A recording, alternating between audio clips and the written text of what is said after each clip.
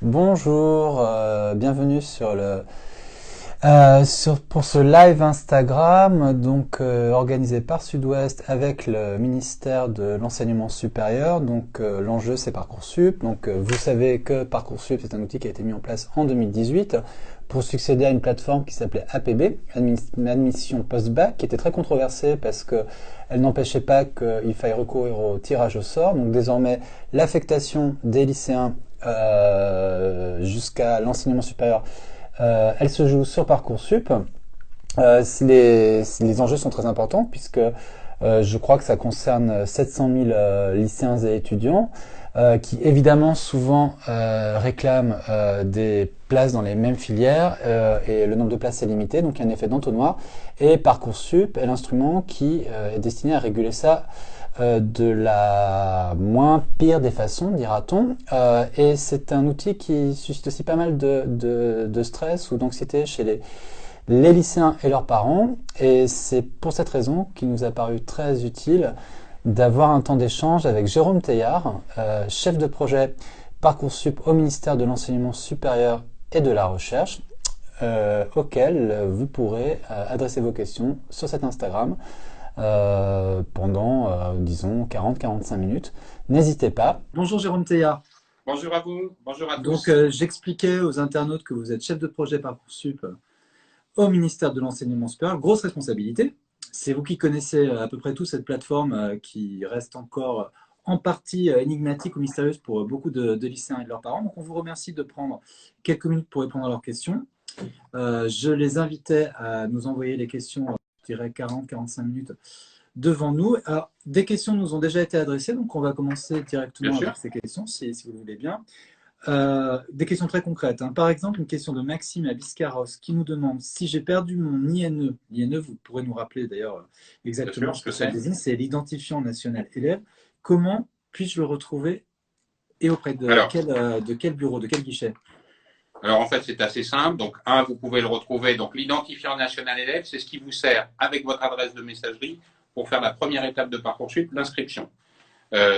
Pour le retrouver, allez sur votre bulletin scolaire, allez sur le relevé de notes de la classe de première. Si vous ne le retrouvez pas, vous demandez à votre scolarité dans votre lycée, ils vous le fourniront et à ce moment-là, aucune inquiétude. L'inscription va assez vite. Il y avait déjà plus de 300 000 inscrits déjà sur Parcoursup, donc on voit que ça fonctionne. Donc n'hésitez pas, aucune difficulté. Alors justement, vous disiez 300 000 inscrits.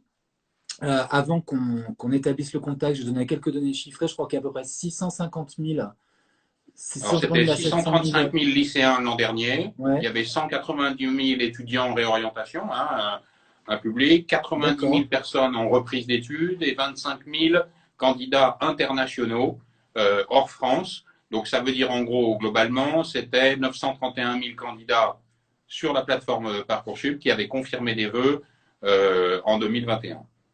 Pour combien de formations? Alors, il y a 19 500 formations, doit être un petit peu moins en dessous là pour l'instant, mais des formations en apprentissage s'ajoutent tous les jours. Donc, on va sans doute dépasser ce chiffre-là. Ce qui est important peut-être pour les lycéens qui nous écoutent, c'est globalement, on retrouve le même type de formation. Là où on va avoir des nouveautés, je pense à quelques en apprentissage, par exemple un DUST, préparateur en pharmacie, un sujet d'actualité aussi. Qui se crée cette année sur Parcoursup. On a l'Institut français de la mode qui nous a rejoint. Il y a aussi beaucoup de candidats qui sont intéressés par ces métiers dans le domaine de l'art, on va dire d'une manière générale. Mais on retrouve sur Parcoursup toutes les formations qui sont contrôlées par l'État. C'est aussi une garantie en termes de qualité pour les lycéens qui vont venir faire des vœux. Parfait. Alors, juste avant de revenir aux questions des internautes, pour cadrer un peu la discussion, est-ce que vous pouvez nous préciser le calendrier? Donc, la phase d'inscription, elle a commencé il y a une semaine, le 20 janvier. Exactement. Donc, on en est déjà à 7 jours. La première étape, c'est le 29 mars, 23h59. C'est la date limite pour formuler ses vœux. Vous avez jusqu'à 10 vœux. On y reviendra sans doute dans les échanges avant le 29 mars. Deuxième étape, c'est le 7 avril, 23h59 aussi. C'est la date limite pour finaliser son dossier et confirmer ses vœux. Qu'est-ce que c'est globalement? C'est une fois que vous avez choisi votre formation avant le 29 mars, eh bien, vous devez peut-être remplir des éléments de dossier que la formation vous a demandé, et puis vous faites votre lettre de motivation, les différents renseignements, tout ça doit être bouclé au 7 avril, 23h59. Et tous les vœux qui seront confirmés par les lycéens à cette date seront ensuite examinés par les formations. Et les réponses Les réponses arriveront à partir du 2 juin, donc une autre grande date pour les lycéens. À partir du 2 juin, vous aurez des réponses à tous les vœux et sous-vœux que vous avez formulés. Réponses qui arrivent le même jour, à la même heure. Et à partir de ce moment-là, commencera entre le 2 juin et le 15 juillet ce qu'on appelle la phase principale d'admission sur Parcoursup, où vous êtes sollicité par des propositions d'admission et vous devez y répondre de manière à ce que progressivement, eh bien, chaque candidat puisse trouver une proposition, y répondre, accepter, renoncer. Voilà, c'est une interaction, c'est le principe de Parcoursup qui fonctionne en continu à partir du 2 juin. Donc, 2 grandes étapes pour vous, si on résume. L'étape, je formule des vœux et je les confirme, qui nous amène jusqu'au début du mois d'avril. Et puis, une étape ensuite de je fais mes choix, je décide en fonction des propositions que je reçois entre le 2 juin et le 15 juillet. Et après, je me ferai le relais des questions des internautes, mais un dernier élément de cadrage, le 15 juillet, vous considérez que quelle proportion de lycéens, d'étudiants seront fixés sur leur orientation pour Généralement, quand on est au 15 juillet, 90% des lycéens ont reçu au moins une proposition. L'essentiel des lycéens sont dans la phase d'inscription administrative, hein, ils ont eu leur réponse et ils vont s'inscrire dans les établissements qui vont les accueillir.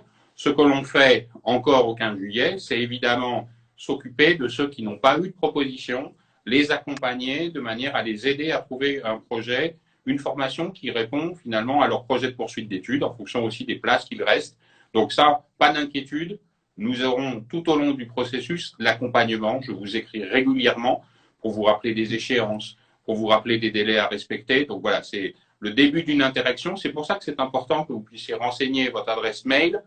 Et j'ai déjà eu cette question, pas l'adresse mail du lycée, une adresse mail que vous utilisez tous les jours, parce que cette interaction, on va l'avoir en permanence. Je pense que c'est beaucoup plus sécurisant d'avoir celle que vous utilisez dans votre quotidien, qui soit utilisée pour Parcoursup. Alors, une question de Léa de Cognac. Si je change d'avis et que je souhaite changer mon projet après la date limite, est-ce que c'est possible? La date limite, là, j'imagine que c'est le début mars. Alors, le principe des dates limites, c'est de fixer une limite. Oui. Jusqu'à la date limite, qui est le 29 mars, Léa, elle peut changer.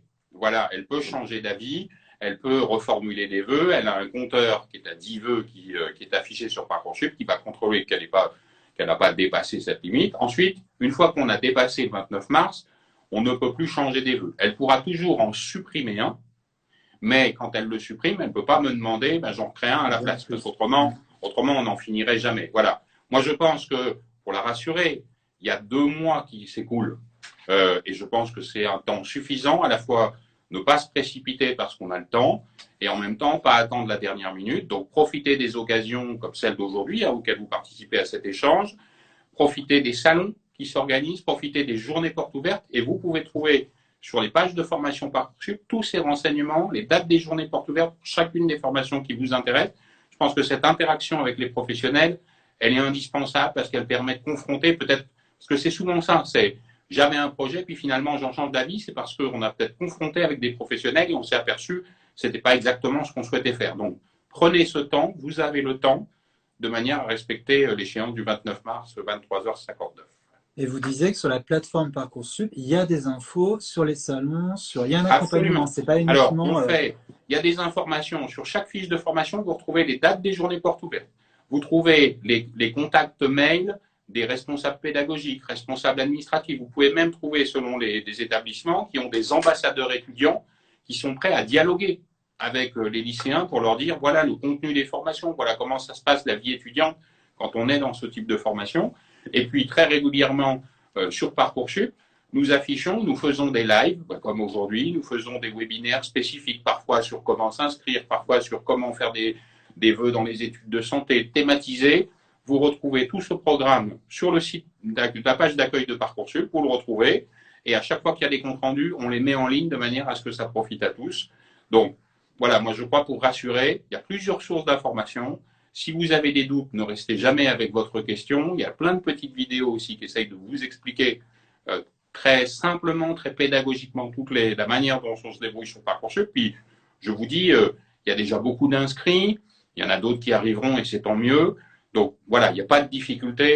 C'est plus difficile finalement de réfléchir à son projet que de rentrer dans la procédure Parcoursup et de formuler ses vœux. Et sur la plateforme, donc il y a évidemment la procédure, il y a les informations dont vous venez de parler. Est-ce qu'il y a possibilité d'avoir une interaction, un Exactement. échange? C'est une question qui revient souvent. Je Alors, pense, tel que je perçois ces questions, que beaucoup de lycéens et leurs parents ont l'impression d'être face à une plateforme purement un instrument informatique, en fait, hein, sans non, non. possibilité de Vous voyez, dialogue. c'est aussi pour ça qu'on est un d'interaction. Parcoursup, c'est d'abord beaucoup d'acteurs qui participent à vous accompagner en permanence. Alors, vous avez dans votre dossier Parcoursup une messagerie qui s'appelle Contact. C'est tout en haut dans votre dossier Parcoursup. Vous pouvez solliciter par cette messagerie Contact. Vous êtes en communication directe avec les responsables de la plateforme pour répondre. Vous avez un point technique, vous avez une question, une interrogation. Évidemment, nous sommes très présents sur les réseaux sociaux, sur Instagram, sur Twitter, et on peut aussi répondre à des questions. On répond souvent à beaucoup de questions en faisant des interactions. Et puis, nous avons mis en place un numéro vert qui est ouvert toute la semaine, qui est aussi ouvert pour le public malentendant. Donc, vous voyez, on essaye de donner la multiplicité des canaux de communication pour répondre à vos questions. Moi, vraiment, l'expérience que j'ai de Parcoursup, il y a énormément d'équipes mobilisées qui sont là à votre écoute. Et puis, vous savez que nous sommes aussi en contact permanent avec les proviseurs, avec les professeurs principaux.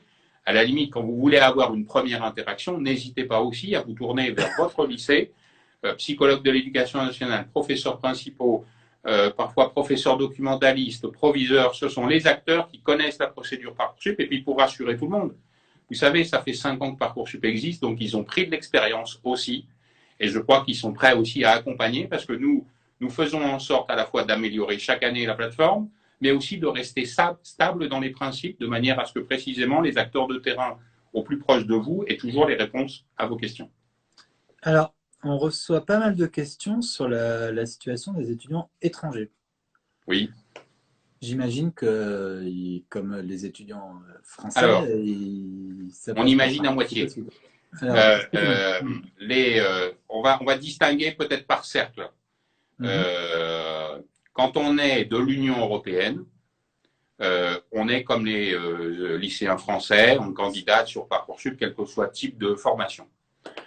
Quand on est, même y compris en dehors de l'Union européenne, partout dans le monde, il y a des lycées français à l'étranger qui sont implantés quasiment dans tous les pays du monde. Et quand on est un lycéen dans un établissement français, donc on passe un bac français, on est exactement dans la même situation que les lycéens qui sont partout sur le territoire ou dans le sud-ouest en particulier. Ça veut dire qu'ils ont les mêmes règles, ça veut dire qu'ils sont considérés strictement de la même manière, qu'ils soient français ou qu'ils soient étrangers. Et puis, il y a l'autre situation, je suis un candidat étranger hors de l'Union européenne, et à ce moment-là, il y a une autre procédure pour accéder aux universités, aux licences des universités, qui s'appelle la demande d'admission préalable. Et cette procédure, elle a déjà commencé depuis un petit moment. Et puis, pour ce qui concerne des formations sélectives, des BTS, des IUT, ben c'est sur Parcoursup qu'on fait ses vœux. Donc, il y a une différence de situation, ça n'est pas exactement la même. Là aussi, si vous avez un petit doute, on a des questions fréquentes sur Parcoursup, une petite rubrique questions fréquentes. Il y a toutes les situations d'étudiants en fonction de votre nationalité et ça permet de répondre aux questions des uns et des autres. Alors, il y a aussi pas mal de questions sur la réorientation, parce que c'est vrai qu'on pense toujours à Parcoursup pour des bacheliers qui vont entrer dans l'enseignement supérieur, mais on reçoit pas mal de questions sur ce thème d'étudiants qui sont déjà, qui ont déjà pris place dans l'enseignement supérieur, mais qui veulent se réorienter. Par exemple, je vous cite cette question qui nous vient de Pau. Comment faire pour s'inscrire en L2 sur Parcoursup? Si je suis en L1 de droit à Pau et que je souhaite aller en L2 de droit à Bordeaux, comment dois-je procéder pour passer de la fac de droit de Pau à la fac de droit de Bordeaux? Je vais répondre à votre question puis l'élargir un petit peu. Donc, pour la question précise de notre auditeur à Pau, passer de L1 à L2, c'est plus le travail de Parcoursup. Voilà. Vous êtes à l'intérieur de l'université, vous voyez avec l'établissement, c'est eux qui vont se mettre en relation. Quand on poursuit dans la même fac, il n'y a pas dans la même discipline. Ouais. Puis surtout là, c'est le passage en deuxième année. Donc moi, je ne suis pas concerné par le passage en deuxième année. Nous, on s'intéresse à travers Parcoursup à l'accès à la première année. Mais pour revenir plus généralement, parce que j'ai sans doute des auditeurs qui ont cette question, je le disais tout à l'heure en introduction, 182 000 étudiants ont recherché en 2021 une réorientation sur Parcoursup. 8 sur 10 ont eu au moins une proposition d'admission. Donc, vous voyez, ça fait déjà du monde parmi les étudiants qui ont trouvé leur solution sur Parcoursup. Et Parcoursup est ouvert à eux, évidemment, de manière à ce qu'ils puissent faire des vœux. Le mécanisme de fonctionnement est strictement le même. L'examen des dossiers est le même. La seule différence, finalement, elle va être dans le contenu dans leur dossier, puisque l'étudiant en réorientation, par construction, il a déjà son baccalauréat. Donc, ça sera une information différente du lycéen. Et puis, il devra renseigner sans doute des notes qu'il a pu avoir dans son premier semestre à l'université. Donc, et il pourra exprimer son projet de réorientation. On a prévu une fiche de poursuite d'études spécifique pour s'adapter à lui. Il n'est pas un lycéen avec une fiche à venir. Sans doute les lycéens apprendront à savoir ce que c'est ou on pourra y répondre comme question. Mais il y a une fiche de suivi qui exprime en quelque sorte quel est mon projet de réorientation. C'est ça l'important. Comment et chaque étudiant peut évidemment être accompagné par un service universitaire d'aide à l'orientation dans votre établissement si vous êtes dans un lycée, une CPGE, un BTS. Voilà, n'hésitez pas à vous rapprocher des acteurs de l'orientation. Il faut qu'ils vous expliquent comment faire les démarches. Mais en tout cas, nous sommes ouverts évidemment aux vœux de réorientation à travers Parcoursup. Alors, des questions aussi sur les sous-vœux. Oui. Qu'entend-on déjà par sous-vœux et quelle est leur fonction? C'est la question qu'on. À quoi ça sert? Eh bien, vous savez, sur Parcoursup, le principe, c'est qu'il y a une limite de 10 vœux. Mais l'objectif, c'est aussi de s'adapter à la très grande diversité des formations. Et les sous-vœux, en quelque sorte, c'est lorsque des formations sont regroupées et que chaque sous-vœu correspond à un établissement particulier situé sur le territoire. Je vais essayer de donner des exemples très concrets parce que je pense que c'est comme ça qu'on va comprendre. Première situation, par exemple, si je prends les licences à l'université, il y a très rarement des sous-vœux parce que souvent elles sont indépendantes. Vous voulez faire une licence de droit à Bordeaux, vous voulez faire une licence de droit à Toulouse, eh bien ça vous fait 2 vœux, pas de sous-vœux. Par contre, vous êtes intéressé par des formations sélectives qui souvent sont regroupées. Alors je vais dresser 2 catégories différentes. Il y a les catégories de formation pour lesquelles il y a une limitation du nombre de sous-vœux parce que ça correspond à des établissements différents qui vont chacun examiner votre dossier. C'est le cas des BTS, c'est le cas des IUT, c'est le cas des diplômes de comptabilité, c'est le cas des diplômes nationaux des métiers d'art. Il y a toute une liste, là aussi, et vous retrouvez les questions sur Parcoursup très facilement. On a d'ailleurs fait une petite vidéo uniquement pour vous, comment formuler des vœux et des sous-vœux. Pour cette catégorie-là, en fait, lorsque vous faites un vœu, on vous indique sur Parcoursup, c'est un vœu multiple. Donc, ça veut dire que vous pouvez choisir plusieurs établissements. Un lycée, par exemple, une CPGE scientifique MPSI, il y a un grand lycée qui s'appelle le lycée Fermat, qui a des formations prestigieuses. Vous faites un vœu dans ce lycée. Vous choisissez, par exemple, il y a sûrement un lycée Montaigne à Bordeaux, je ne le connais pas, mais je suis sûr qu'il y en a un. Je confirme. Voilà, et bien vous avez une CPGE, et ils font le même diplôme, imaginons MPSI, mais ça vous fait 2 sous-vœux, un à Fermat, l'autre à Montaigne. Et puis vous allez jusqu'à 10 sous-vœux dans chaque catégorie. Vous êtes intéressé. 10 vœux et 10 sous-vœux? Alors, vous avez un nombre global de 10 vœux. Je donne des exemples concrets. On va les exemples concrets, comme ça permet vraiment de calculer la mécanique. Et rassurez-vous, là aussi, pas besoin de crayon. Parcoursup tient un compteur qui va vous aider, va rendre visible. Donc, je veux faire une formation MPSI. Je peux, sur ce diplôme-là, ça me coûte un vœu. Et ensuite, je choisis les établissements qui m'intéressent, dans la limite de 10. Je veux faire un BUT, par exemple BUT informatique. Là aussi, je choisis le diplôme, ça me fait un vœu. Et ensuite, je choisis plusieurs établissements. Au total, je peux aller jusqu'à 20 sous-vœux. Donc, si je fais, imaginons une situation, je sais que par exemple, il y a des BTS d'informatique et des BUT d'informatique. Ce sont des pédagogies différentes, mais c'est le même domaine. Eh bien, vous choisissez BTS informatique, vous choisissez 3 établissements, ça vous fait un vœu et 3 sous-vœux. Vous choisissez le BUT en informatique, ça vous fait un vœu. Si vous prenez 4 établissements, au total, vous en avez 7. Vous n'avez que 2 vœux, ça veut dire qu'il vous en reste 8 sur la plateforme. Et puis, dernière situation, c'est les situations dans lesquelles il n'y a pas de limite de nombre de sous-vœux. Ça correspond par exemple aux écoles de commerce, ça correspond aux écoles d'ingénieurs, ça correspond aux établissements de formation aux soins infirmiers. Je vais donner un exemple très concret, parce que là aussi, dans votre territoire, vous avez des écoles prestigieuses. Le concours des INSA, c'est école prestigieuse d'ingénieurs. Eh bien, il y a un INSA à Toulouse, il y en a un à Bordeaux. Voilà, vous pouvez choisir, vous faites un vœu sur le concours INSA, et ensuite vous choisissez les écoles qui vous intéressent. Donc là aussi, ça paraît un petit peu compliqué, mais rassurez-vous, un, vous avez un compteur dans Parcoursup, deux, vous avez une petite vidéo qui vous explique en permanence là où vous en êtes en termes de nombre de sous-vœux. Donc la logique, c'est de vous aider à multiplier les vos vœux. Et je vais donner la traduction très concrète. L'an dernier, la moyenne du nombre de vœux par candidat, c'était 12. Donc vous voyez que la limite est de 10, mais comme il y a des sous-vœux, ben, on est un petit peu au-dessus. Alors, une question aussi assez récurrente, c'est la situation des étudiants qui ont fait une année blanche et qui sont donc en une année blanche. D'accord. Donc j'imagine une année où ils ont fait autre chose que d'étudier. J'imagine qu'ils sont dans la même situation que des étudiants qui veulent se réorienter. Exactement, c'est-à-dire qu'on est en reprise d'études, en quelque sorte. Il n'aura pas d'antériorité sur l'année précédente de scolarité, mais les conditions sont exactement les mêmes pour aller sur Parcoursup. Je vais peut-être introduire une petite précision parce que parfois, cette question de l'année blanche cache une autre question qui est celle sur la césure. Oui, est-ce que je peux faire une césure dans Parcoursup? Et évidemment, quand vous êtes un lycéen, vous pouvez exprimer sur Parcoursup l'envie de faire une césure. À ce moment-là, cette information, je vais la garder pour moi. Je ne la communique pas aux formations au moment où elles font leur choix. C'est-à-dire pour pas qu'elles se disent, ah bah celui-là, il veut faire une césure, je vais pas le retenir cette année, il reviendra l'an prochain. Donc ça, l'information, je la garde.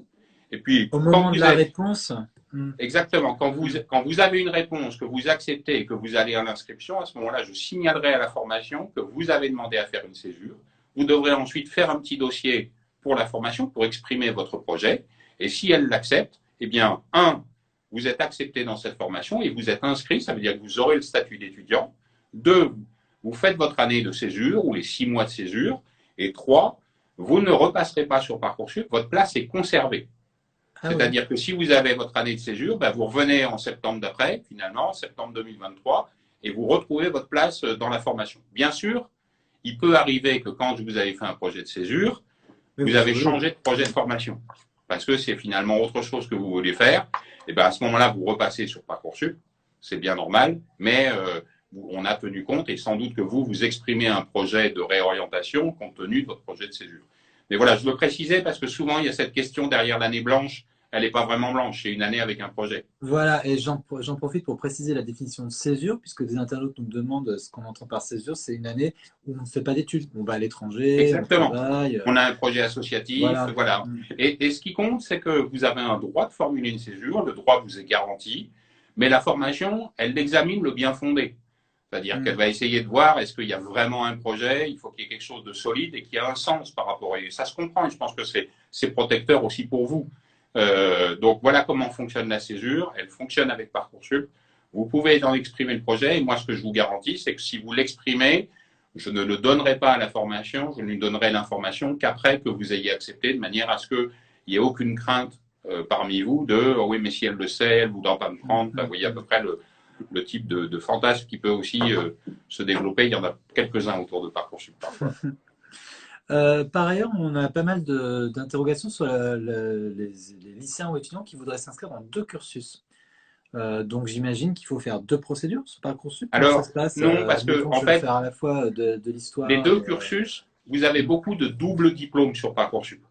C'est-à-dire que c'est organisé en double diplôme. Vous avez droit économie. Ça, vous avez beaucoup de formations. Vous pouvez les retrouver à travers le moteur de recherche Parcoursup. Et à ce moment-là, il n'y a qu'une seule candidature, un seul dossier, et ça vous permettra de cumuler, de sortir avec un double diplôme au terme de votre parcours de formation. Après, il peut y avoir des situations alors plus particulières, vous savez, où on est inscrit dans une CPGE et en même temps on a une inscription à l'université qui est en parallèle. C'est un peu différent. Sur Parcoursup, il y a quand même une règle, c'est que on n'occupe toujours qu'un siège à la fois, ce qui est assez logique. On ne peut pas prendre plusieurs formations sur Parcoursup, autrement on ne s'en sortirait pas. Mais il y a précisément ces doubles diplômes qui vous permettent d'accéder à des formations. Elles se sont beaucoup développées à l'université. Elles sont souvent très recherchées parce qu'elles apportent une multiplicité, un caractère transversal qui peut satisfaire beaucoup d'envies de lycéens. Et puis, ça concurrence parfois des écoles d'ingénieurs des classes prépa parce que c'est des compétences assez recherchées. Disciplinarité. Et qu'est-ce qui se passe pour, admettons, un lycéen qui se tricote sur mesure à un projet d'études avec 2 filières qui ne correspondent pas à ces doubles cursus qui sont déjà recensés et calibrés sur la plateforme? Alors, bon, moi j'ai tricoté 19 500 formations. Je pense que ça Mhm. permet quand même déjà de trouver à peu près. Après, sur Parcoursup, on sera inscrit que dans un secteur. Après, c'est le Mhm. rôle peut-être de l'étudiant d'aller voir si auprès de son université, s'il peut faire un module en plus ou autre. Ça ne concerne plus Parcoursup. Là, il est dans son cycle d'études et c'est dans sa relation avec l'université que ces choses s'organisent. Parfait. On nous demande aussi, alors question très concrète, si un compte ouvert sur la plateforme, admettons l'an dernier, donc on était en janvier, février, mars 2021. 2021, est toujours valable un an plus tard. Alors, moi, je conserve les données des candidats sur Parcoursup, je les conserve 2 années. Je vais prendre le cas très concret parce que je sens deviner la question. J'ai eu mon baccalauréat au mois de juin 2021, je me suis Mhm. inscrit, je suis en étudiant, je veux me réinscrire, est-ce que je peux retrouver le dossier que j'avais l'an passé? Oui. La réponse est oui, à ce moment-là. Il faut garder le même mail que vous aviez l'an dernier. Si vous vous inscrivez avec votre INE qu'on a évoqué tout à l'heure et votre même mail, vous allez retrouver votre dossier. Mhm. D'accord.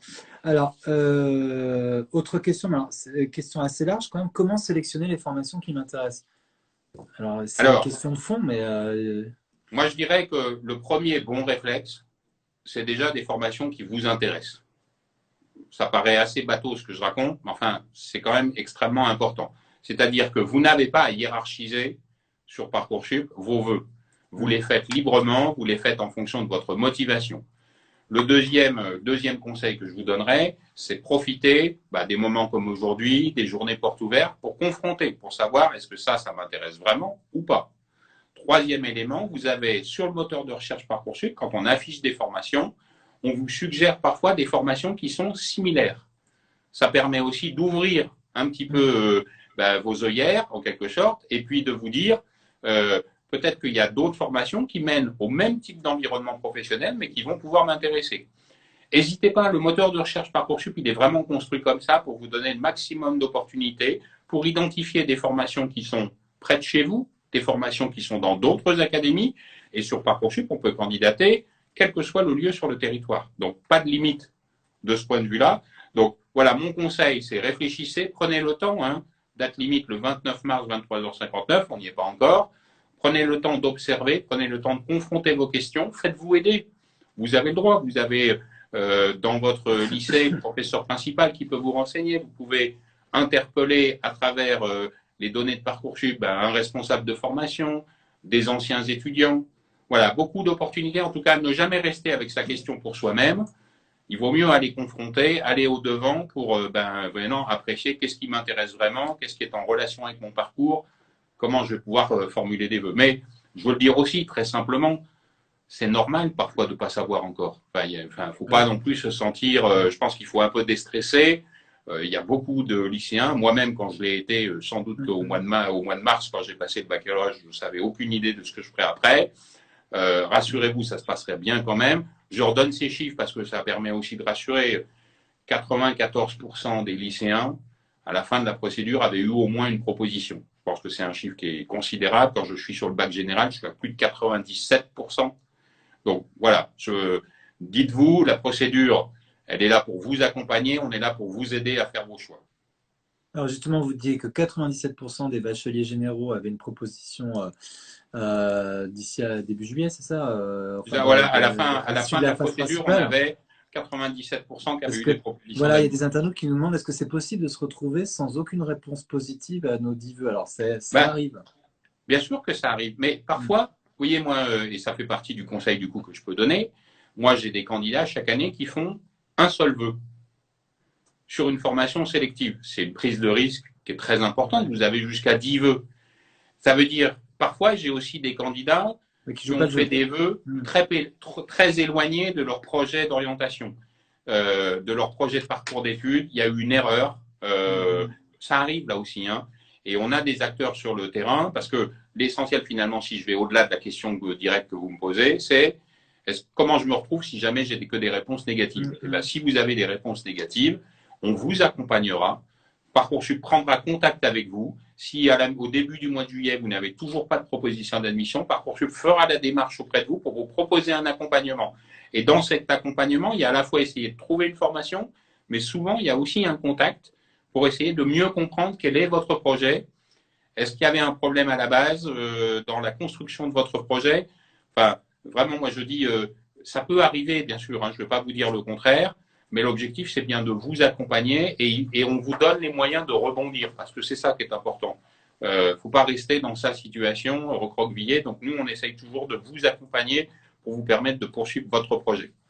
Vous pensez que, vous avez constaté que beaucoup de lycéens ont peut-être la tendance à demander des filières très sélectives, pas nécessairement en rapport avec leur niveau, pour essayer de se faufiler. Et finalement, c'est une stratégie qui peut être… Comment dire? Je pense qu'il faut arriver un petit peu à diversifier. Nous, on vous donne des informations sur Parcoursup pour identifier est-ce que cette formation est très demandée, est-ce que c'est très sélectif. Et je pense qu'il faut aussi, dans le dialogue avec son professeur principal, essayer de se rendre compte, voilà, avec le niveau que j'ai, avec le travail que je veux investir au lycée, qu'est-ce que je peux espérer comme formation. Je pense que ça n'empêche pas d'être ambitieux. Il faut être ambitieux. Et d'ailleurs, à travers Parcoursup, quand on a supprimé cette obligation de hiérarchisation, c'est précisément pour éviter l'autocensure. Parce qu'on avait des lycéens qui se disaient, oh ben, en 1, il faut mettre quelque chose de sécurisant. C'est pas forcément ce que je veux faire, mais c'est quelque chose que je pense que je peux avoir.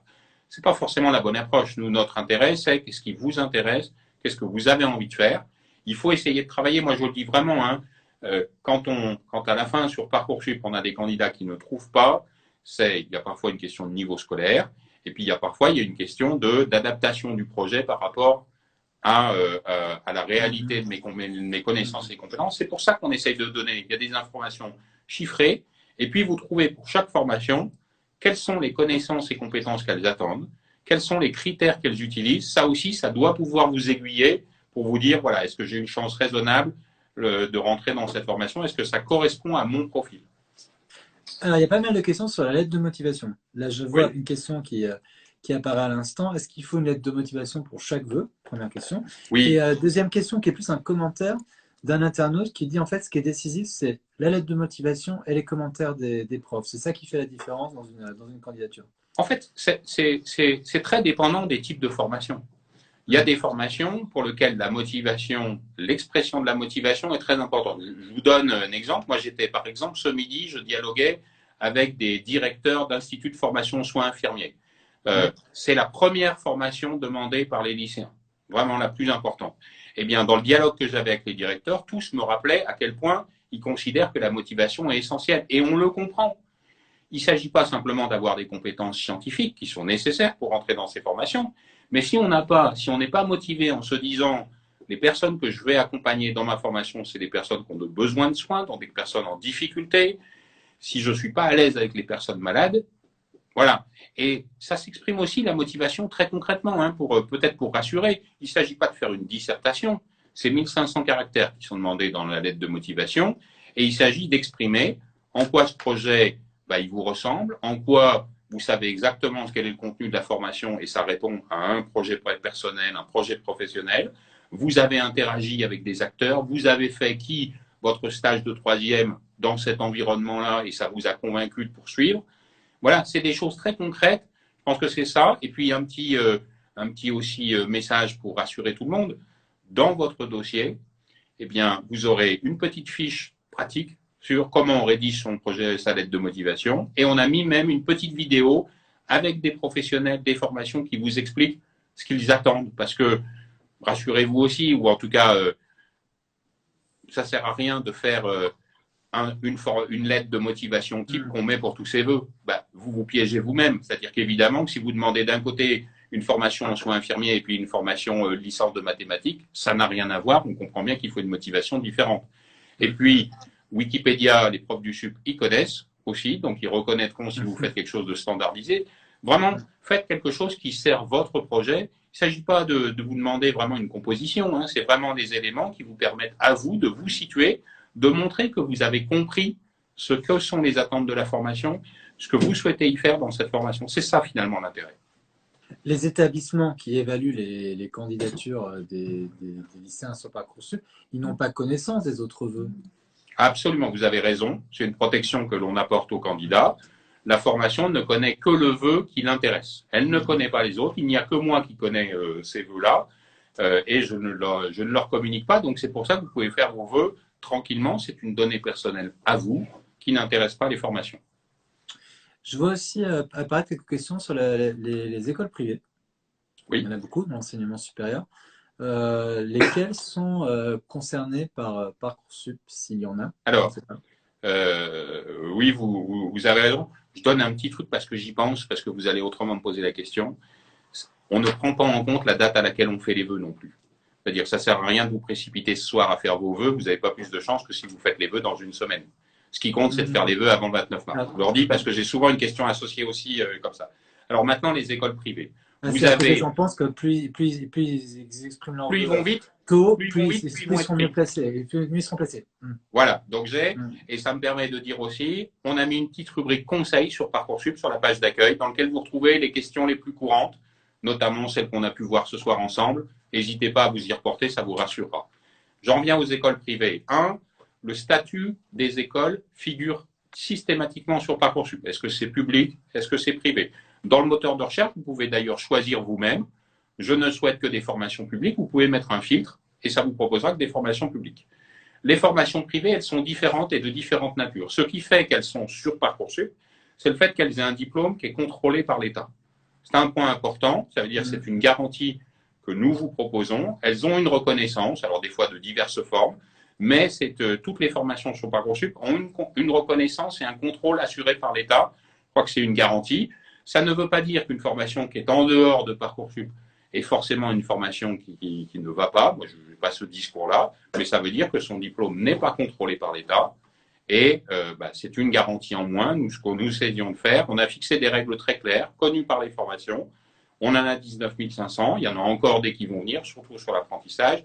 Mais vous avez déjà affaire à un vaste panel de formations possibles.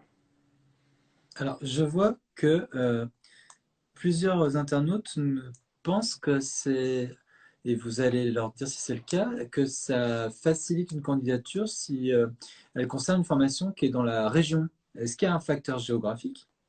Alors, c'est important comme question. Je vais essayer de donner 3 éléments que tout le monde puisse retenir simplement. 1, sur Parcoursup, on peut faire des vœux partout où on souhaite sur le territoire. Voilà, ça c'est déjà une règle importante. Deuxième, pour ce qui concerne les formations sélectives, il n'y a aucun critère géographique. C'est-à-dire que vous êtes intéressé par un BTS, vous pouvez le faire à Toulouse, à Bordeaux, à Dunkerque, à Lille, à Marseille ou à Poitiers. Ça, c'est vous qui choisissez en fonction de votre intérêt. Et on a vu la mobilité étudiante progresser beaucoup depuis plusieurs années. Troisième chose, sur les licences, il y a une sectorisation qui est prise en compte. L'objectif, c'est quoi? C'est de donner une priorité d'accès à l'université qui est la plus proche de votre domicile. Évitez d'avoir des mobilités contraintes ou subies parce que vous n'avez pas choisi. Je vais donner un exemple très concret. Vous voulez faire une licence de droit à l'université de Bordeaux. Je vous conseille, le doyen est super, je le connais. Donc voilà, vous pouvez le faire. Quand vous habitez l'académie de Bordeaux, vous êtes prioritaire pour rentrer dans cette licence de droit par rapport à quelqu'un qui vient de l'académie de Toulouse ou qui vient de l'académie de Paris. À l'inverse, quand vous habitez Bordeaux et que vous voulez aussi faire un vœu dans une université qui propose une licence de droit à l'université de Paris, Paris 1 ou Paris 2 par exemple, eh bien, vous ne serez pas prioritaire par rapport à ceux qui habitent l'Île-de-France.